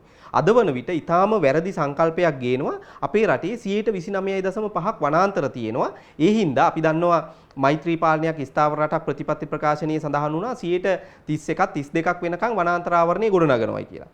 ඊට අමතරව ගෝඨාභය රටනංවන සෞභාග්‍ය දැත්ම ප්‍රතිපත්ති ප්‍රකාශනයේ තිරසර සංවර්ධනයේට ප්‍රවේශයක් කියන කොටසෙත් අදහන් වෙනවා 30% දක්වා වනාන්තර ආවරණය ගේනවායි කියලා වෙලා. එතකොට මේ වනාන්තර ආවරණය ගේන්න හදන්නේ මේ 17%ක තියෙන වනාන්තර ආවරණය තමයි 30% දක්වා ගේන්න හදන්නේ. හැබැයි ඒ අතරතුරේදී මේ 17%ක් තියෙන වනාන්තර ආවරණය අද වන විට දැවැන්ත එලිපෙහෙලි කිරීම වලට ලක් වෙනවා. එතකොට මේක 30%ක් වෙනකන් ගෙනෙන්න නම් අපි අර සඳහන් කරන්න වෙනවා මේ මොනවද මේ සක්‍ර දෙවියන්දේ ඇවිල්ලා එහෙම නැත්නම් වයිම ඇවිල්ලා තමයි මේක කරන්න වෙන්නේ කියලා වෙලා. මේක කරන්න බැරි දෙයක්.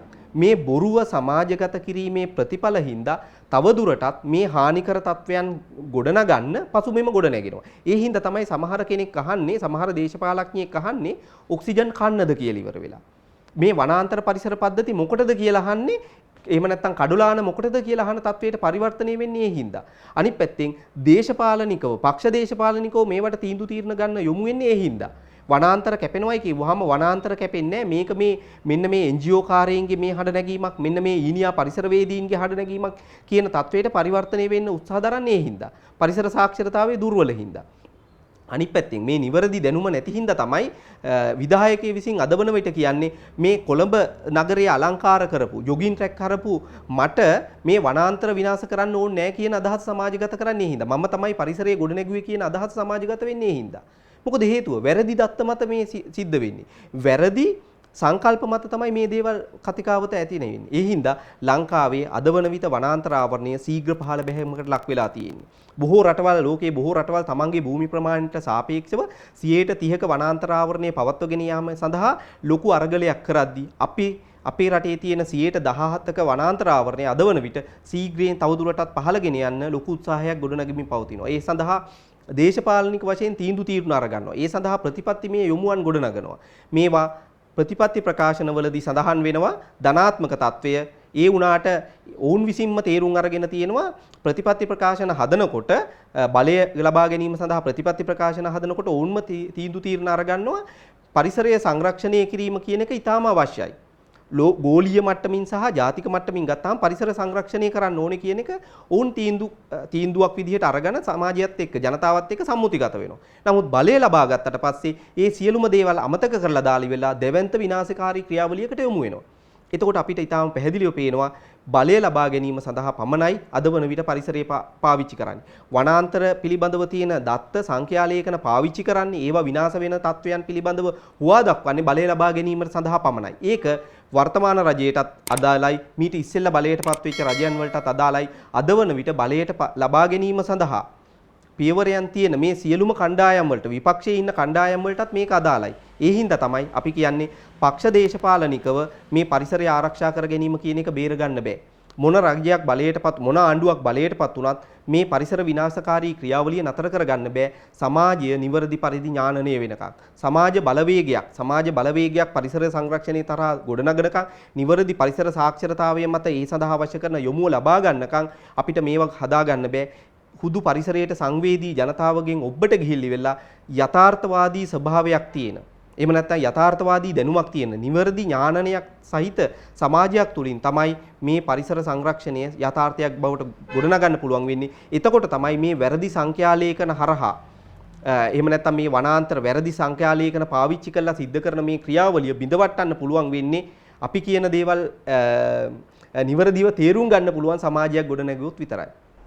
ඔබ කියන විදිහට දැන් දේශපාලඥයෝයි සාමාන්‍ය ජනතාවයි අතෑරියොත් එහෙම ඔබට හැඟෙන විදිහට මේ පරිසරය ආරක්ෂා කරන්න එහෙම නැත්නම් කියන්නේ සංරක්ෂණය කර ගැනීමට මූලික වගකීම තියෙන රාජ්‍ය නිලධාරීන් කවුද? අපි ප්‍රධාන වශයෙන් ගත්තාම මේ සියලුම රාජ්‍ය නිලධාරීන්ට එක වගේම වගකීමක් තියෙනවා.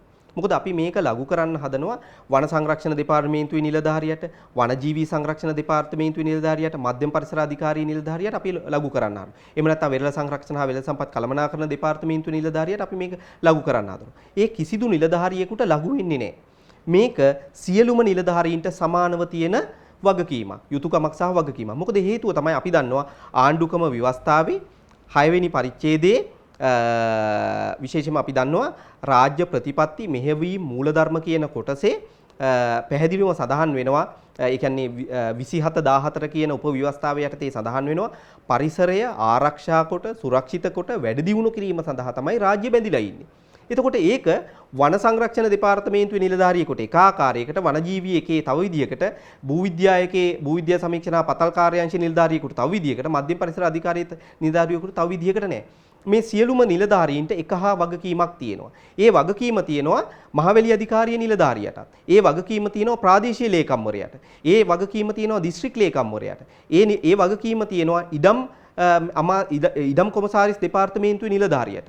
බොහෝ වෙලාවට ඉඩම් කොමසාරිස් කාර්යාලයේ නිලධාරියෙක් හිතනවා අපේ කාර්යභාරය ඉඩම් බෙදන එක කියලා. මහවැලි අධිකාරිය නිලධාරීන් හිතනවා අපේ වගකීම තියෙන්නේ මේ මහවැලියට අයිති ඉඩම් ටික සියල්ලම බෙදා දාන්න කියලා වෙලා. නමුත් ඊටාම පැහැදිලිව අපි සඳහන් කරනවා ආණ්ඩුක්‍රම ව්‍යවස්ථාවට අනුව මේ හැම පුද්ගලයාටම රාජ්‍යයේ වගකීමක්, යුතුයකමක් සහ වගකීමක් විදිහට තියෙනවා පරිසරය ආරක්ෂා කොට සුරක්ෂිත කොට වැඩි දියුණු කිරීම සඳහා. ඒ සඳහා රාජ්‍ය තාන්ත්‍රය විසින් ඔවුන්ට නියමිත බලයක් ලබා දීලා තියෙනවා. පැහැදිලිවම අපි දන්නවා අපිට තියෙන බලය අපි ලබා දීලා තියෙනවා රාජ්‍ය යාන්ත්‍රණය තුලට. අපිට තියෙන බලයන් අපි දන්නවා අපිට තියෙන බලයන් ගණනාවක් තියෙනවානේ. පුරවැසියෙකු විදිහට අපිට තියෙනවා විවස්ථාදායක බලය, විධායක බලය, අධිකරණ බලය, ඡන්ද බලය සහ මූලික අයිතිවාසිකම් බලය කියන බලයන් පහ අපි සතුව තියෙනවා. ඒ අපි සතුව තියෙන බලයන් පහ ඡන්ද බලය කියන බලය පාවිච්චි කළා විවස්ථාදායක බලය අපි පාර්ලිමේන්තුවට ලබා දීලා තියෙනවා. විධායක බලය අපි විධායක ජනාධිපතිතුමන් වෙත අපේ තියෙන බලය ලබා දීලා තියෙනවා. ඊට පස්සේ අධිකරණ බලය අපිට තියෙන අධිකරණ බලය විවස්ථාදායක බලය හරහා ඒ කියන්නේ පාර්ලිමේන්තුව හරහා අපි අධිකරණයටත් ලබා දීලා තියෙනවා. හැබැයි අපි ළඟ හැම වෙලාවෙම තියෙනවා ඡන්ද බලය සහ මූලික අයිතිවාසිකම් කියන බලය. එතකොට මේ මූලික අයිතිවාසිකම් සියලුම දේවල් ටික ආණ්ඩුක්‍රම ව්‍යවස්ථාවෙන් අපිට වෙන් කරලා දීලා තියෙනවා. එතකොට අපි ලබා දීලා තියෙන්නේ නියෝජනය කිරීම සඳහා අපිට තියෙන බලය නියෝජනය කිරීම සඳහා තමයි අපි ජනාධිපතිවරයාට පාර්ලිමේන්තුවට අපි ඒ වගේම අධිකරණයට ලබා දීලා තියෙන්නේ. එතකොට ඔවුන්ට බෑ හිතු ලෙස ක්‍රියාත්මක වෙන්න. එතකොට අපිට තියෙන බලය අපි නිවැරදි පරිදි ඒ ලබා දීලා තියෙන එක අනුව පාර්ලිමේන්තුව තුල නිවැරදි පරිදි අනපනත් ගොඩනැන් වෙන්න ඕනේ. විවස්ථාදායකයේ විධායකයේ තුල ඒවා නිවැරදි පරිදි මෙහෙවන යාන්ත්‍රණය හදන්න ඕනේ. විධායකයට කියන්න බෑ මගෙන් කටින් පිට වෙන මේ දේවල් චක්‍රලේඛන විදිහට ක්‍රියාත්මක වෙන තත්වයට හදන්න කියලා ඉවර වෙලා මේ රාජ්‍ය නිලධාරීන්ට බලය වැරදි විදිහට අවභාවිතා කරන්න ඕන කරන ක්‍රියාවලියක් ගොඩනගන්න බෑ. නීති ආධිපත්‍ය සුරක්ෂිත කිරීම හැරෙන්න නීති ආධිපත්‍ය කියන එක අවභාවිතා කරන ක්‍රියාවලියක් ගොඩනගන්න බෑ. එතකොට මෙන්න මේක වැරදි විදිහට භාවිතා වෙන ක්‍රියාවලියක් හැදීම නිසා තමයි මේ තත්ත්වය ඇති වෙලා තියෙන්නේ. සාමාන්‍යයෙන් ගත්තාම නිවැරදි පරිදි මේ නීතිය ගොඩනැගෙන්න ඕන කරන යාන්ත්‍රණය මේ බොහෝ දේවල් ගොඩනැංවිලා තියෙනවා. නමුත් දේශපාලඥයින්ට පක්ෂ දේශපාලනිකව ආණ්ඩු බලය හොබවන කණ්ඩායම් මේවා වැරදි විදිහට භාවිතා කරන්න ගිහිල්ලා තමයි මේ ගැටලුව ඇති වෙලා තියෙන්නේ. ඒ හින්දා නිලධාරීන්ට බලය තියෙනවා. ඒ බලය හරි විදිහට අපි සතුව තියෙන බලය අපි විධායකයේ හරහා ව්‍යවස්ථාදායකයේ හරහා නිවැරදි පරිදි රාජ්‍ය නිලධාරීන්ට ලබා දීලා තියෙනවා. දැන් වෙලා තියෙන්නේ ඒවා වැරදි විදිහට මෙහෙවන යාන්ත්‍රණයක් විධායකයේ තුලින් ව්‍යවස්ථාදායකයේ තුලින් ගොඩනැංවිලා තියෙනවා. ඒ විතරක් නෙමේ අදවන විට අධිකරණයට පවා බලපෑම් කරන යාන්ත්‍රණයක් හැදිලා තියෙනවා. මේ හින්දා තමයි අධිකරණයේ ස්වාධීනත්වය කියන එක අධිකරණයේ ස්වාධීනතාවය කියන එක අදවන විට පියවරෙන් පියවර බිඳ වැටීමින් යන්නේ. ඉතින් ඒ හින්දා අපි විශේෂයෙන්ම පරිසරවේදීන් විදිහට අපි අවධානයට ලක් කරන එකක් තමයි නීති ආධිපත්‍යයේ තියෙන්න ඕනේ. අධිකරණයේ ස්වාධීනත්වයේ තියෙන්න ඕනේ. ඒ විතරක් නෙමේ රාජ්‍ය නිලධාරීන්ට බලපෑමකින් තොරව කටයුතු කිරීමේ හැකියාව තියෙන්න ඕනේ. අනිත් පැත්තෙන් දැන් මේ වන විට ගොඩනැගිලා තියෙන අනපනත්වල තියෙන ගැටලුතාරී තත්වයන් නිවැරදි පරිදි ගොඩනංවලා මේ සියලුම දේවල් මේ ජනතාවගේ සුබ සාධනය සඳහා ගොඩනැන් වෙන්න ඕනේ. එහෙම නැත්නම් මේවා සමාගම්වල හෝ එහෙම නැත්නම් විදේශීය රටවල එහෙම නැත්නම් අපිට මූල්‍ය ප්‍රතිපාදන ණය ආධාර ලබා දෙන ආයතනවල ආකාරයට හැසිරෙන දෙන නිර්දේශ අනුව මේවා ක්‍රියාත්මක වෙන නොවන තත්වයකට පරිවර්තනය වෙන්න ඕනේ. එහෙම තත්වයක් ඇති වුණොත් පමණයි නිවැරදි පරිදි අපේ රට තුල මේ සමාජ සුබසාධනවාදී තත්වයක් ගොඩනගන්න පුළුවන් වෙන්නේ. අද වන විට ඊටාම් පැහැදිලිව කිව්වොත් එimhe නිලධාරීන්ට අවශ්‍ය කරන නීතිමය තත්වයන් හොඳට ගොඩනැංවිලා තියෙනවා. පැහැදිලිවම තියෙන තත්වය තමයි විධායකයේ තුල සහ විවස්ථාදායකයේ තුල තියෙන කණ්ඩායම් වල වැරදි යොමුවින් හරහා තමයි මේ ක්‍රියාවලිය බිඳ වැටෙන්නේ. අනිත් පැත්තෙන් ඊළඟ එක තමයි සිවිල් ජනතාව විදියට අපි මන්දගාමී වෙලා තියෙනවා. මේ සිවිල් පුරවැසියා කොයිම වෙලාවකවත් හිතන්නේ අපිට ඉතුරු වෙලා තියෙනවා අපි සතුව තියෙනවා මූලික අයිතිවාසිකම් කියන බලයක් අපි සතුව තියෙනවා කියලා වෙලා. අපි ඒක කිසි කෙනෙකුට පවර්ලා නැහැ. අපි පවර්ලා තියෙන්නේ විධායක, විවස්ථාදායක සහ අධිකරණ බලය විතරයි අපි පවර්ලා තියෙන්නේ රාජ්‍ය ගොඩනැගීමේදී. අපි සතුව තමයි මූලික අයිතිවාසිකම් බලය තියෙන්නේ. එතකොට අපි මේ මූලික අයිතිවාසිකම් සියල්ලම කඩ වෙද්දී අපි ඊටාම නිද්‍රාශීලී ජනතාවක් විදිහට බලාගෙන ඉන්නවා. දැන් සමහර වෙලාවට ඒව පිළිබඳව හඬ නගනකොට ඒ හඬ නැගීම් තත්වයන් වලට එකතු වෙන්නවත් උත්සාහ දරන්නේ නැහැ. බොහෝ සමාජයේ බොහෝ පිරිසක් මේව හඬ නැගීම කරන්නේ මේ ආණ්ඩු පෙරලන්න.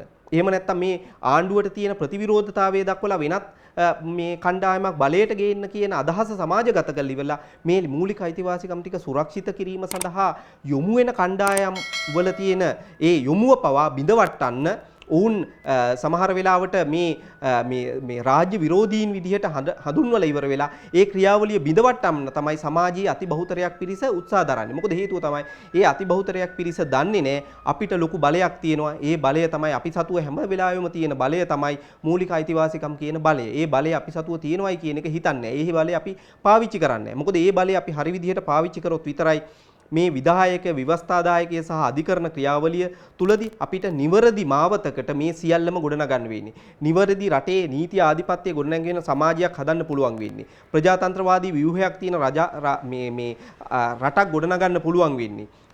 මානව හිමිකම් සුරක්ෂිත වෙච්ච සමාජයක් ගොඩනගන්න පුළුවන් වෙන්නේ අපිට තියෙන මූලික අයිතිවාසිකම් බලය අපි නිවැරදි පරිදි භාවිතා කරොත් පමණයි. ඒ බලය හරි විදිහට භාවිතා කරොත් විතරයි පරිසර සංරක්ෂණය ගොඩනැගෙන්නේ. මොකද පරිසර සංරක්ෂණය කියන එක මේ සියලුම දේවල් වලින් පරිබාහිරව තියෙන වියුක්ත සාධකයක් නෙමෙයි. මේ සියලුම දේවල් තුල තියෙන සාධකයක් තමයි පරිසරය කියලා කියන්නේ. සජීව මහත්මයාව කතා කරපු එකත් එක්ක මට අහන්න තියෙන්නේ පහුගිය දවස්වල පරිසරය ගැන කතා කරපු තරුණියක්. ඒ කියන්නේ සමාජ මාධ්‍යයට ඇවිල්ලා එහෙම නැත්නම් මාධ්‍ය වලට ඇවිල්ලා කතා කරපු තරුණියටත් ওই වගේ බලපෑම් මෙල්ල වුණා සමාජ මාධ්‍ය තුල. ඔබගේ අදහස මොකක්ද ඒක ගැන පරිසරවේදියෙක් විදිහට?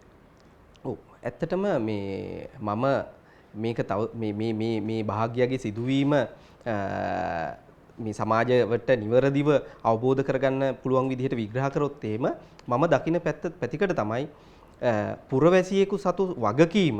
ඒ කියන්නේ අපි හිතමු දැන් මේ පරිසරය ආරක්ෂා කර ගැනීම මේ මුළු මහත් සමාජයේම විසින් අදවන විට පරිසරවේදීන් කරපිටට පටවලා තියෙන්නේ. හැබැයි බොහෝ දෙනෙක් හිතන්නේ නැහැ මේක මේ පරිසරවේදීන් විදිහට මේ පරිසරය ගැන ඉගෙන ගත්ත අය වැඩිපුර කතා කරනවා තමයි. හැබැයි මේ වගකීම තියෙන්නේ මුළු මහත් සමාජයේටම. එතකොට මේ සමාජ වගකීම ඊටාම හොඳින් ඉෂ්ට කරපු තැනැත්තියක් විදිහට තමයි මම භාග්‍යව දකින්නේ. මොකද හේතුව තමයි භාග්‍යා Tamanට හඬක් නැති වෙච්ච වෙලාවේදී යම්කිසි රූපවාහිනී වැඩසටහනකට ඇවිල්ලා Tamanගේ හඬ විවර කරනවා මුළු මහත් සමාජයේටම. ඉතින් මේක ඊටාම ධනාත්මක තත්වයක්. මොකද හේතුව තමයි අපි ආණ්ඩුක්‍රම ව්‍යවස්ථාවේ 28 වෙනි මේ ව්‍යවස්ථාවේ යටතේ තියෙනවා සෝබාදහම ආරක්ෂා කිරීම මේ මුළු මහත් සමාජයේම සතු වගකීමක් කියලා වෙලා. ඒ වගකීම තමයි මම හිතන්නේ මේ භාග්‍ය විසින් ඉෂ්ට කළේ. ඒ වගකීම ඉෂ්ට කිරීම සඳහා ඇය නොබියව ඉදිරිපත් වුණා. ඒකට වෙන උපාය උපක්‍රමයක් පාවිච්චි කළා. ඒක තමයි ඊටාම සුවිශේෂී තත්ත්වය. ඉතින් මේක ඇයි අපේ රටේ අනෙත් සමාජයේ අනෙත් පුරවැසියන්ට කරන්න බැරි? ඒකයි තියෙන ප්‍රධානම ගැටලුව වෙලා තියෙන්නේ. මේ අපේ රටේ අති බහුතරයක් වෙච්ච පුරවැසියෝ කී දෙනෙකුට බයයිද? විධායකයට කොච්චර බයයිද අපේ රටේ ඉන්න පුරවැසියෝ? හැබැයි මේ පුරවැසියෝ එක්කෙනෙක්වත් දන්නේ අපි සතුව තියෙන විධායක බලය තමයි අපි මේ විධායක ජනාධිපතිතුමාට ලබා දුන්නේ කියලා ඉවෙලා.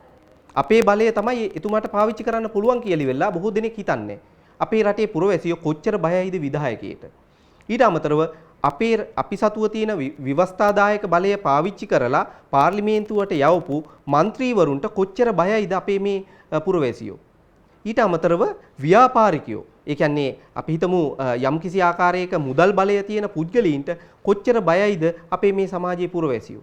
ඊට අමතරව මේ ජාවාරම්කාරී ක්‍රියාවල නිරත වෙන පුද්ගලයින්ට කොච්චර බයයිද අපේ පුරවැසියෝ?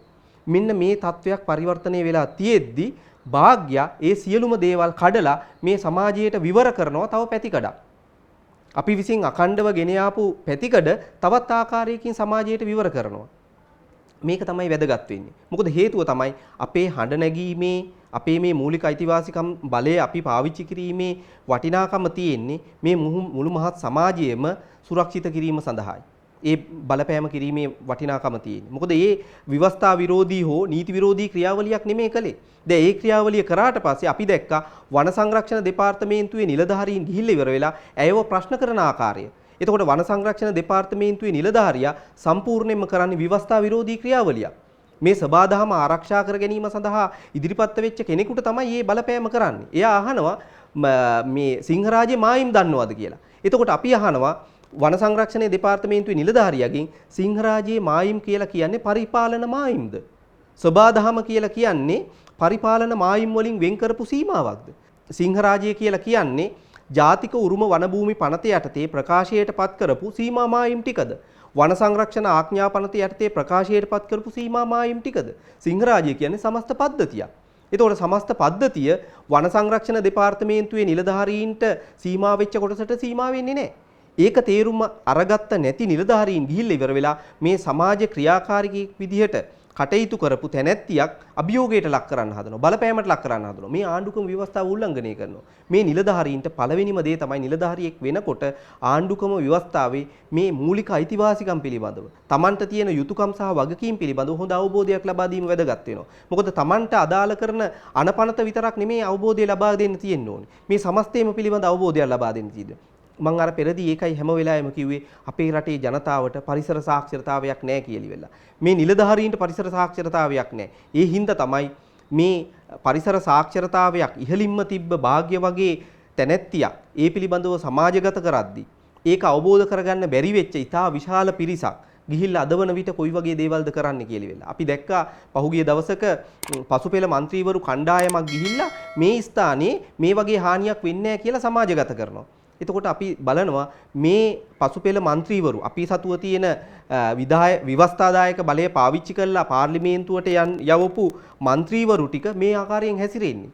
ඒ සාක්ෂරතාවයේ ඊටාම පරිසර සාක්ෂරතාවයේ විතරක් නෙමෙයි පොදුවේ සාක්ෂරතාවයේ ඊටාම පහළ මට්ටමක ඉන්න මේ පසුපෙළ മന്ത്രിවරු ටික ගිහිල්ලා ඉවර වෙලා කියනවා මේක පෞද්ගලික ඉඩමක් ඒ හින්දා මුකුත් කරන්න බෑ කියලා වෙලා. එතකොට අපිට පේනවා මුදල් බලයට අර මම පෙරදී සඳහන් කරපු ව්‍යාපාරිකයින්ගේ මුදල් බලයට කොච්චර ආකාරයකින් යට වෙලාද මේ කියන අපි විසින් බලය පාවිච්චි කරලා යවපු മന്ത്രിවරු හැසිරෙන්නේ කියලා වෙලා. ඉතින් මෙහෙම සමාජයක් තුල තමයි භාග්‍ය වගේ චරිත තව විශාල වශයෙන් ගොඩනැගීමේ වැදගත්කම තියෙන්නේ. ඒ චරිත ගොඩනැගීම තමයි අපේ කාර්යභාරය වෙන්නේ. ඒ කාර්යභාරය ඉටු කිරීම සඳහා තමයි නිවැරදි පරිසර සාක්ෂරතාවයක්, නිවැරදි අයිතිවාසිකම් පිළිබඳ අවබෝධයක් පාසල් අධ්‍යාපනය තුලම නිවැරදි පරිදි ගොඩනැගීමේ වැදගත්කම තියෙන්නේ. ඒක තමයි අපි දිගින් දිගටම හුවා දක්වන්නේ. අපේ තරුණ පරම්පරාව පරිසරය ගැන තියෙන්නේ මොන වගේ හැඟීමක් කියලාද ඔබ හිතන්නේ? මම මේ වන විට දකිනවා යම්කිසි ආකාරයක පරිවර්තනීය වෙනසක් තියෙනවා. ඒක සමහර වෙලාවට හැඟීමෙන් වෙන්න පුළුවන්. සංවේදීකම හින්දා වෙන්න පුළුවන්. නමුත් යම්කිසි ආකාරයක ධනාත්මක වර්ධනයක් දකින්න ලැබෙනවා. මොකද අපි පරිසරය සංරක්ෂණය කිරීම සඳහා එහෙම නැත්නම් පරිසර වේදීන් විදිහට මේවා අධ්‍යාපනය ලැබලා මේවට යොමු වෙන මුල් කාලවකවානුව තුලදී මෙවන් ආකාරයක ලොකු පිබිදීමක් පරිසරය පිළිබඳව ලොකු පිබිදීමක් සමාජය තුල දකින්න ලැබුණේ. ඒ හින්දාම අපි පරිසරය ගැන ඉගෙන ගන්නවයි කියලා කියන එකම හාස්‍යයට කරුණක් වුණා. ඒ කාලවකවානුව තුලදී 1996 වගේ කාලවකවානුව තුලදී මේ සමාජය තුල අපි මේ පරිසර විෂය ගැන එහෙම නැත්නම් සත්තු ගැන පර්යේෂණ කරන එක මේ සමාජයේ බොහෝ දෙනෙකුට නිකන් එකපාරටම දැනුනේ මේගොල්ලෝ මේ මොනවද මේ කරන්න හදනවයි කියන්නේ. හදන්නේ මොන වගේ දෙයක්ද කරන්න හදන්නේ කියන එක පිළිබඳව අවබෝධයක් තිබුණේ නැහැ. ඕක කරලා ඉස්සරහට මොනවද කරන්න පුළුවන් කියලානේ. පැහැදිලිවම අපේ ගෙවල් වලින් පවා ඒ தત્ත්වය දකින්න ලැබුණා. හරි ඒකත් එක්කම නමුත් අපි මේක උඩුගම්බලා පීනීමේ ක්‍රියාවලිය ශක්තිමත්ව කරන්න පුළුවන් හැකියාව අපිට තිබුණ හින්දා උඩුගම්බලා ආවා. ඇවිල්ලි වෙලා අපි හොඳ පරිසර ක්‍රියාකාරීන් තත්වයට පරිවර්තනය වුණා. හරි ඒ පරිවර්තනය වෙලා අද වන විටත් අපි මේ සමාජය නිවැරදි මාවතකට ගෙනියන්න ලොකු උත්සාහයක් දරනවා. අද වන විට මේ සඳහා ඕන කරන මේ දැනුම ලබා ගන්න ඕන කරන ක්‍රියාවලීන් බොහොමයක් තියෙනවා. සමාජ මාධ්‍ය දාලා හරහා පුළුවන්. ඒ වගේම විශේෂයෙන්ම අපි දන්නවා මේ සඳහා තියෙන දැනුම අද වන විට YouTube වලට ගියාම Facebook එකට ගියාම පවා ඊටාම පහසුවෙන් ගොඩනගා ගන්න පුළුවන්. මේ වගේ සාකච්ඡා සම්මන්ත්‍රණ විවිධ සංවාද අති බහුතරයක් තියෙනවා. ඉතින් මේවත් එක්ක මේ සමාජයේ විශේෂයෙන්ම තරුණ පරපුරට මේවට යොමු වෙන්න තියෙන අවස්ථාවල් වැඩි. ඒ අවස්ථාවල් එක්ක තමයි භාග්‍ය වගේ චරිත ගොඩ නැගෙන්නේ. ඒ විතරක් නෙමෙයි දැක්කා විල්පත්තුව සුරෙකුමු විල්පත්තුව කියන කැම්පේන් එක. එහෙම නැත්නම් ඒ ක්‍රියාවලිය තුලදී විශාල පිරිසක් එකතු වුණා. ඒක සමහර වෙලාවට ජාතිවාදී වෙන්න පුළුවන්, ජාතිකවාදී වෙන්න පුළුවන්. නමුත් ඒ සඳහා ආපු කණ්ඩායම් වල යම්කිසි හැඟීමක් තිබුණා. ගැටලුව වුණේ ඒ හැඟීම කියන එක. එහෙම නැත්නම් ඒ සංවේදී භාවය කියන එක නිවර්දි මාවතකට ගොනුගත කරන්න බැරි වීම තමයි අපිට තියෙන ගැටලුව තියෙන්නේ. ඒ හින්දා අද වන විට අති බහුතරයක් තරුණ පිරිස මේවට යොමු වෙනවා. ඒ කියන්නේ විවිධ ශාස්ත්‍රවල ඉන්න අය. දැන් අපිට සමහර වෙලාවට අපිට කතා කරනවා මේ විශේෂයෙන්ම මේ තොරතුරු තාක්ෂණය සම්බන්ධයෙන් වැඩ කටයුතු කරන අය අපිට කොහොමද සජීවීව මේකට එකතු වෙන්න පුළුවන්. ඊට අමතරව විශේෂයෙන්ම වෛද්‍යවරු විදිහට ඉන්න අය කතා කරනවා අපිට මේකට කොහොමද අපේ දායකත්වය ලබා දෙන්න පුළුවන්. ඉංජිනේරුවෝ කතා කරනවා අපිට මේකට කොයි වගේ දායකත්වය ලබා දෙන්න පුළුවන්. ඊට අමතරව අපි දන්නවා විශේෂයෙන්ම මේ සොෆ්ට්වෙයාර් සම්බන්ධයෙන් ඉංජිනේරින් පැත්තෙන් කටයුතු කරන අය ගොඩක් දෙනෙක් අහනවා මේවා අපිට දායකත්වය ලබා දෙන්න පුළුවන් කොයි ආකාරයේ. එතකොට හැම ශාස්ත්‍රයකම ඉන්න අය මේ පරිසරය පිළිබඳව යම්කිසි අවබෝධයක් තියෙනවා.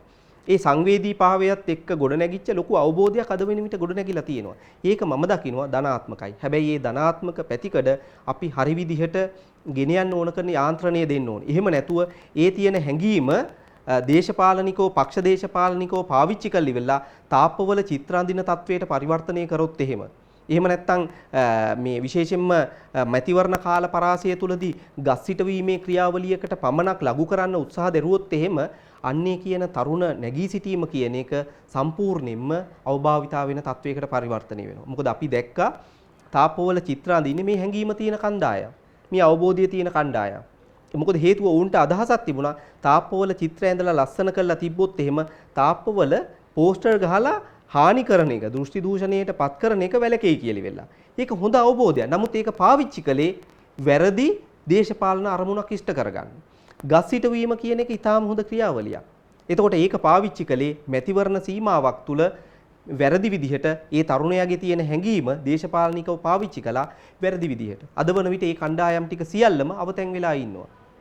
ඉතින් මේක හරහා අවසානයේදී මේ තරුණයා මේ සමාජය තුල අවතැන් වෙනවා. ඒ අවතැන් වෙච්ච සමාජය නැවත නිවැරදි මාවතකට ගෙනීම තමයි අපේ වගකීම වෙන්නේ. මාධ්‍ය වගකීම වෙන්නේ. අද වන විට මේ මාධ්‍ය වගකීම ඒ ආකාරයෙන් ඉෂ්ට වෙනවද කියන ගැටලුව තියෙනවා.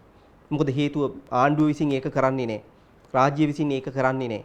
ඉතින් අපේ වගකීමක් තියෙනවා ඒ යුතුයකම ඉෂ්ට කරන්න. ඉතින් ඒ හින්දා මේ තරුණ පරපුරට අපිට කිසිදු ආකාරයකින් දොසක් හෝ එහෙම නැත්නම් වැරදි එහෙම නැත්නම් ඒගොල්ලන්ට මේ අපිට පහර ගැහිමක් හෝ කරන්න බෑ. මොකද හේතුව තමයි තරුණ පරපුර නියෝජනය කරනවා. මම නියෝජනය කළා එක කාලවකවානුවකදී අද වන විට තරුණ පරපුරෙන් දැන් ටිකක් ගිලිහිලා යනවා, ටිකක් වෙනස් පැත්තකට යනවා, වැඩිහිටි පැත්තට පරිවර්තනය වෙමින් යනවා. නමුත් එහෙම වුණත් තරුණ පරපුර ඒ වගකීම ඉෂ්ට කරන්න නම් අපේ වගකීම අපි නිවැරදි පරිදි ඉෂ්ට කළා තරුණ පරපුරට නිවැරදි මඟ පෙන්වීම ලබා දීලා අපි විසින් ඔවුන්ට නායකත්වයේ ලබා දීලා අපි එතනින් නික්ම වෙන්න ඕනේ. අද වන විට තියෙන ගැටලුව තමයි අපි නික්ම යන්න උත්සාහ දරන්නේ තරුණ පරපුරට ඒ වගකීම බාර දීලා. අපි හැම වෙලාවෙම මේ තරුණ පරපුර අපිට ඕන විදිහට මෙහෙවන්න උත්සාහ දරනවා. මෙන්න මේ මෙහෙවීම කියන එකෙන් අපි මිදිලා අපි නිවැරදි මඟ පෙන්වීම පමණයි සිද්ධ කරන්න ඕනේ කියන එක තමයි මගේ නම් අදහස. තවත් මේ වගේ වීඩියෝස් දාපු ගමන් බලන්න අපේ channel එක subscribe කරලා bell icon එක click කරන්න.